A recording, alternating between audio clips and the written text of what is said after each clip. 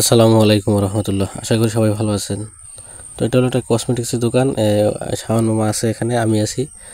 আর এই দোকানের যে মালিক, তাদের সাথে আমরা কুমিল্লায় মেলা করছিলাম, অর্থাৎ কুমিল্লা যে বাণিজ্য মেলা হয়েছিল সেখানে আমরা কাজ করতেছিলাম।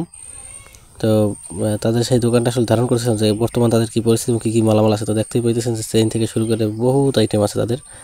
আর দোকানও আগের থেকে তুলনামূলক মোটামুটি মাসাল্লাহ ভালো সাজানো আছে। যদিও দোকানের সাইজ দেখি, দোকান আগের থেকে বড় না, বিভিন্ন আইটেম আছে দেখতে পাইতেছেন।